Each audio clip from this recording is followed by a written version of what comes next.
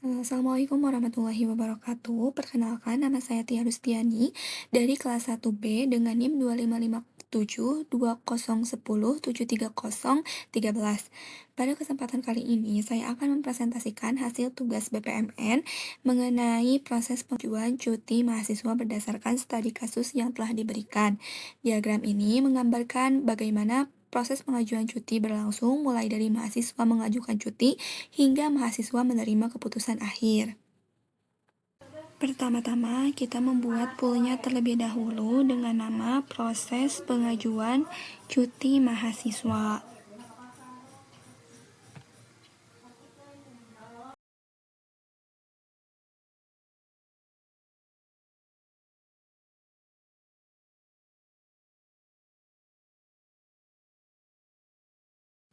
Nah, kemudian kita menambahkan beberapa lain, yaitu yang pertama ada mahasiswa, kemudian yang kedua sistem akademik, ketiga administrasi akademik, dan yang keempat yaitu dosen wali. Saya menggunakan empat lain tersebut karena keempatnya merupakan aktor yang terlibat langsung dalam proses pengajuan cuti sesuai dengan studi kasus. Lain mahasiswa ini digunakan karena mahasiswa merupakan pihak yang mengajukan cuti sekaligus menerima hasil keputusan. Kemudian, lain sistem akademik digunakan karena sistem menjadi media penerimaan pengajuan yang dikirimkan oleh mahasiswa. Yang ketiga, lain administrasi akademik bertugas melakukan pemeriksaan awal, verifikasi akhir, pencatatan status cuti, serta memberikan keputusan administrasi. Dan lain yang keempat, yaitu dosen wali, digunakan karena dosen wali memiliki wewenang untuk mengevaluasi kondisi akademik mahasiswa sebelum pengajuan dapat diproses lebih lanjut. Selanjutnya, saya menggunakan start event sebagai awal proses. Start event ini dipilih karena setiap proses BPMN harus memiliki titik awal. Pada diagram ini, diproses dimulai ketika mahasiswa ingin mengajukan cuti. Jadi, tahapan pertama yang dilakukan oleh mahasiswa yaitu mahasiswa terlebih dahulu mengajukan cuti, kemudian mahasiswa mengisi formulir pengajuan, setelah itu mahasiswa mengunggah alasan beserta dokumen pendukung yang dibutuhkan. Apabila seluruh data sudah lengkap, mahasiswa mengirimkan pengajuan melalui sistem akademik.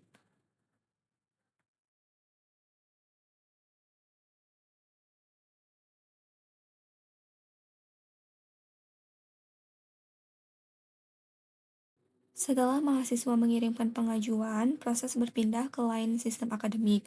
Pada tahap ini, sistem menerima pengajuan yang telah dikirim oleh mahasiswa. Tas ini bertujuan atau menunjukkan bahwa sistem menjadi media penerimaan data sebelum diproses oleh bagian administrasi akademik.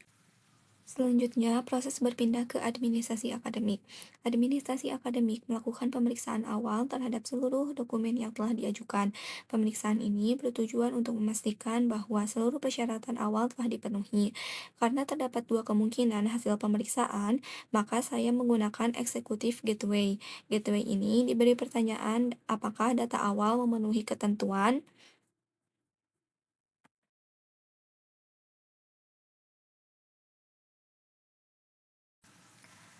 Apabila jawabannya tidak, maka pengajuan langsung ditolak.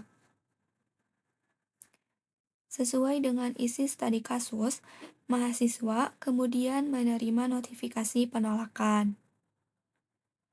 Aktivitas ini saya letakkan pada lain mahasiswa karena mahasiswa merupakan pihak yang menerima informasi tersebut. Setelah notifikasi diterima, proses berakhir.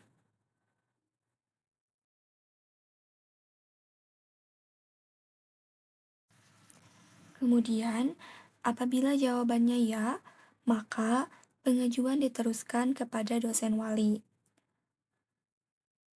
Pada lain dosen wali, terdapat aktivitas evaluasi akademik. Pada tahap ini, dosen wali mengevaluasi kondisi akademik mahasiswa sebelum memberikan keputusan.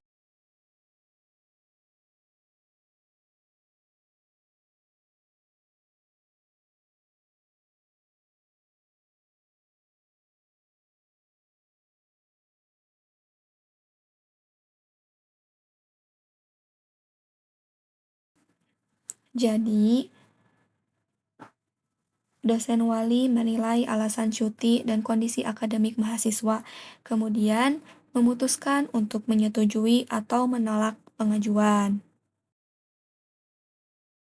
Setelah evaluasi selesai, saya kembali menggunakan eksklusif gateway dengan pertanyaan, apakah dosen wali menyetujui? Jadi, gateway ini digunakan karena terdapat dua kemungkinan keputusan.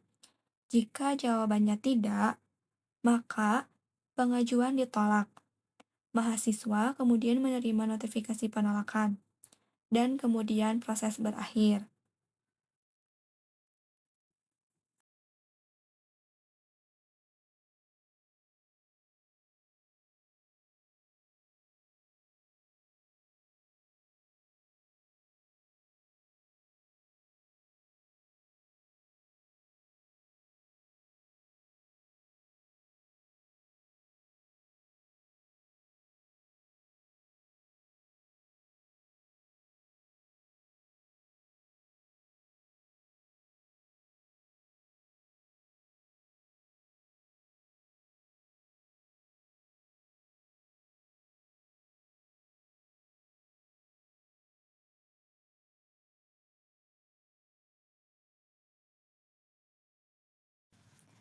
Namun, apabila jawabannya ya, maka sesuai dengan studi kasus, berkas dikembalikan ke administrasi akademik untuk dilakukan verifikasi akhir dan pencatatan status cuti.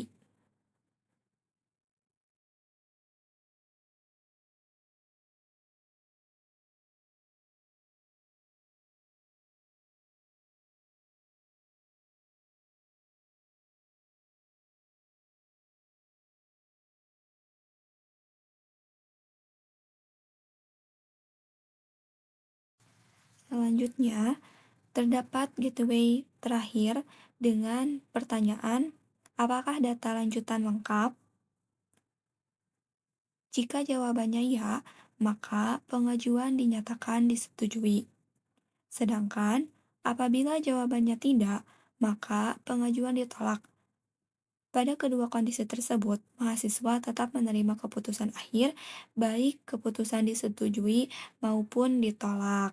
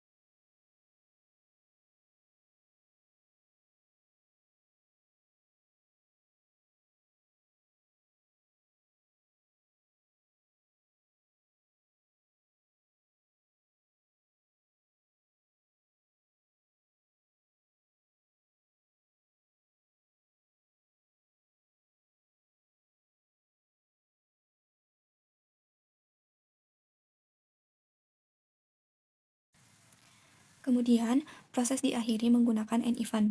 End event ini menunjukkan bahwa seluruh rangkaian proses pengajuan cuti telah selesai ketika mahasiswa menerima keputusan akhir.